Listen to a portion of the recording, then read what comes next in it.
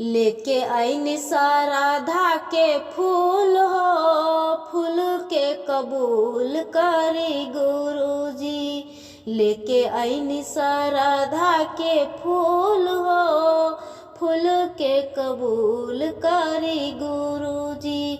कबूल करी गुरुजी, कबूल करी गुरुजी। लेके आईनी राधा के फूल हो, फूल के कबूल करी गुरुजी।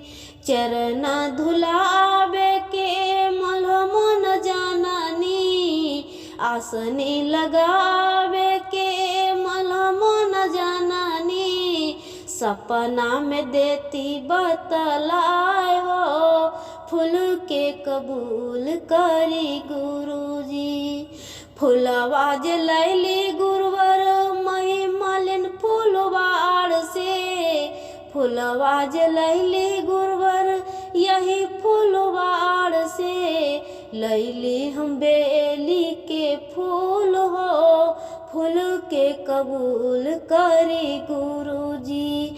लैली हम बेली के फूल हो, फूल के कबूल करी गुरुजी।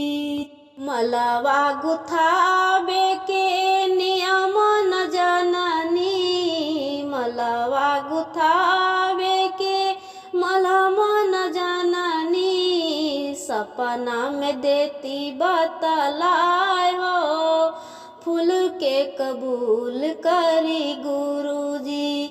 सपना में देती बतलाए हो, फूल के कबूल करी गुरुजी। लेके आईनी राधा के फूल हो, फूल के कबूल करी गुरुजी। भोगिया लगावे के मलहम न जाननी, भोगिया लगावे के मलहम न जाननी। सपना में देती बतलाए हो, भोगिया कबूल करी गुरुजी। सपना में देती बतलाए हो, भोगिया कबूल करी गुरुजी। लेके आईनी राधा के फूल हो, फूल के कबूल करी गुरुजी। आरती दिखावे के मलहम न जाननी, आरती दिखावे के मलहम न जाननी। सपना में देती बतलाए हो, फूल के कबूल करी गुरुजी। सपना में देती बतलाए हो, आरती कबूल करी गुरुजी। पहिला में दया मांगब, दूसरा में चर्चा। पहिला में दया मांगब, दूसरा में चर्चा। तीसरा में करब प्रणाम हो, फूल के कबूल करी गुरुजी।